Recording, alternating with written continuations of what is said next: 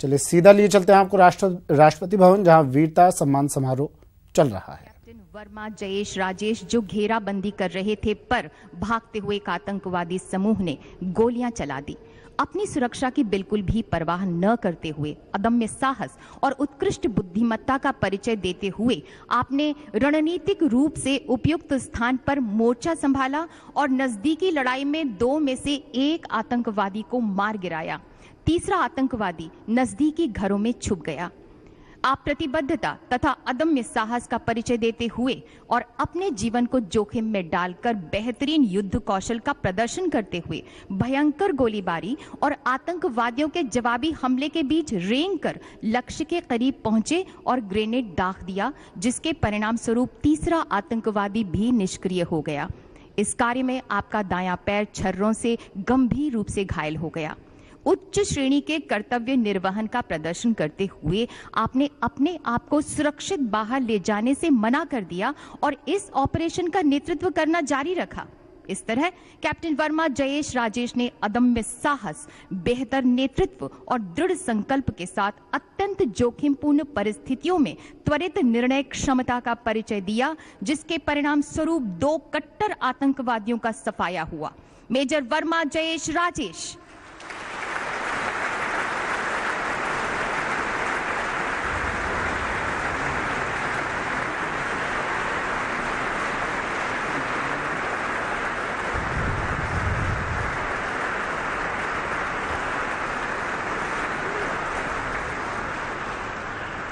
Captain कनिंदर Pal Singh, Rajput regiment 44वीं battalion राष्ट्रीय rifles.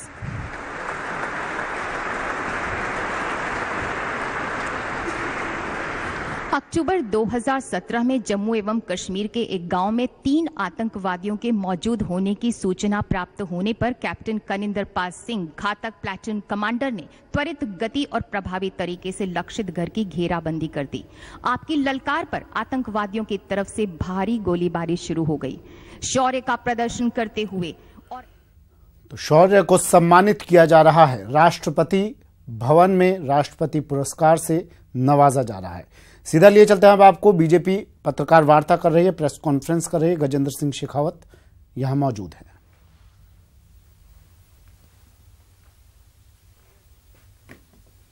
आदरणीय विमल जी, नीरज जी और पत्रकार मित्रों,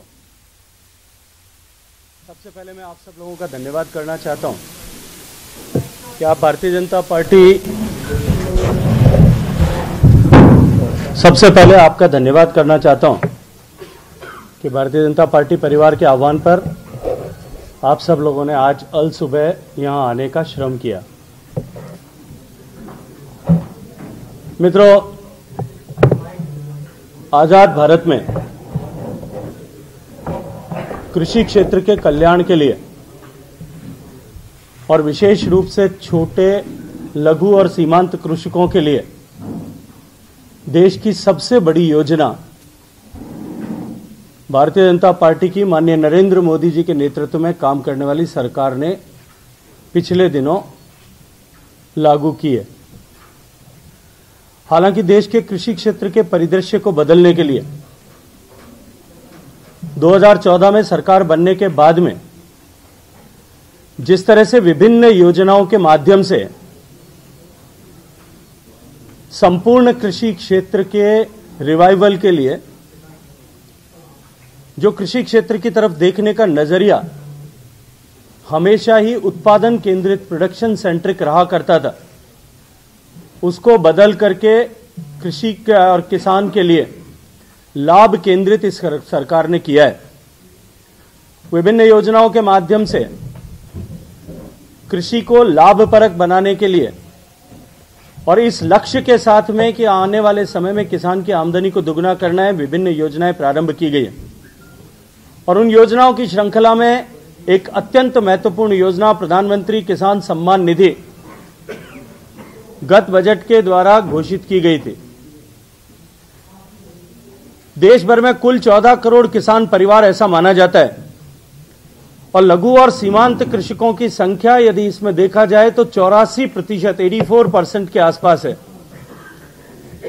देश भर में 12 करोड़ किसानों को प्रत्यक्ष रूप से लाभ पहुंचाने की दृष्टि से जो ये योजना लागू की गई, अत्यंत दुर्भाग्यपूर्ण है कि प्रदेश की सरकार, जो किसानों का हित करने वाली सरकार बनने के नाम पर सत्ता में आई, उस सरकार ने किसान का, राजस्थान के किसान का नुकसान करने का काम किया। प्रधानमंत्री किसान सम्मान निधि योजना के प्रारंभ होने के साथ में जिस तरह की प्रक्रिया निर्धारित की गई थी, उसके अनुरूप, चूंकि कृषि संविधान प्रदत्त व्यवस्था के अनुरूप राज्य सरकारों का विषय है और लैंड रिकॉर्ड भी राज्य की सरकारों के अधीन है, राज्य की सरकारों को अपने राज्य के लघु और सीमांत पात्र ऐसे किसानों का डेटा केंद्र की सरकार को उपलब्ध कराना था और पीएमएफएल पर जो डेटा अपलोड करना था, देश के विभिन्न बड़े प्रांतों ने, आज उत्तर प्रदेश ने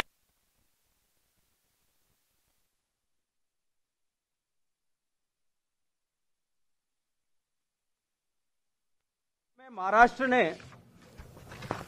लगभग 58 लाख से ज्यादा किसानों का डेटा देश की सरकार को भेजा।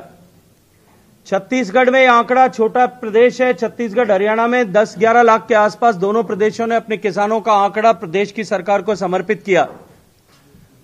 कुल मिलाकर के देश की सरकार के पास से व्यास में विभिन्न राज्यों से लगभग 4.5 करोड़ किसानों का डेटा उपलब्ध हुआ।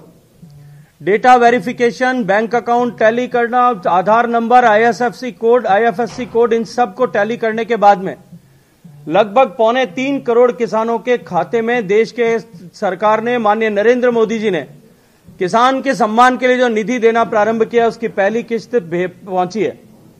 6,000 रुपए प्रति वर्ष की दर से जो पैसा मिलना है 3 समान किस्तों में, उसकी पहली किस्त ऐसे किसानों के पास पहुंची है। राजस्थान में लगभग 50 लाख से ज्यादा ऐसे लघु और सीमांत पात्र किसान हैं जिन किसानों को इस योजना के माध्यम से प्रत्यक्ष लाभ मिलना तय था। और क्योंकि इस योजना में 100% फंडिंग, सारा पैसा केंद्र की सरकार के द्वारा दिया जाना है, आदरणीय नरेंद्र मोदी जी की सरकार के द्वारा दिया जाना था, प्रदेश की सरकार पर इसका 1 रुपए का भी आर्थिक बोझ नहीं पड़ना था। मात्र प्रदेश की सरकार को अपने किसानों की सूची उपलब्ध करानी थी। लेकिन अत्यंत दुर्भाग्यपूर्ण है कि जिस तरह का इस सरकार का, वर्तमान सरकार का इतिहास है, मैं केवल कृषि क्षेत्र की बात कर रहा हूं, मैं अनेक विषयों में इस तरह की बात कर सकता हूं कि ऐसे पात्र लोग जिनको प्रत्यक्ष लाभ देश की सरकार की योजनाओं के माध्यम से मिल सकता था, ऐसे किसान, ऐसे गरीब, ऐसे मजदूर, ऐसे युवा, इन सब की के पेट पर लात मारते हुए उन सब के अधिकार का हनन करने का काम वर्तमान कांग्रेस की सरकार ने किया है। राजस्थान के जो 50 लाख से ज्यादा किसानों को इस पहली किस्त के माध्यम से जो 1,000 करोड़ रुपए से ज्यादा की राशि उनको मिलनी थी, वो 1,000 करोड़ रुपए की राशि से महरूम राजस्थान के किसान को किया गया। फौरी तौर पर 1 लाख से अधिक कुछ किसानों का डेटा भेजा गया। जो आधे से ज्यादा डेटा वेरीफाई नहीं हो पाया, उस डेटा में त्रुटि थी। प्रांतों की सरकारों को सब जगह उसके रीवेरिफिकेशन के लिए, उसके ऑथेंटिकेशन के लिए भेजा था।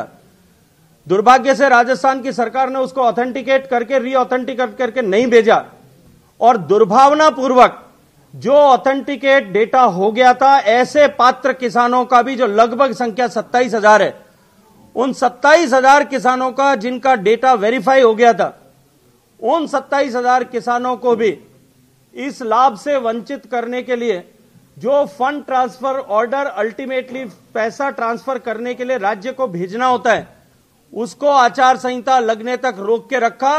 राजस्थान के 1,000 करोड़ रुपए किसानों के घर में जो जाने वाले थे, किसान के बच्चे का निवास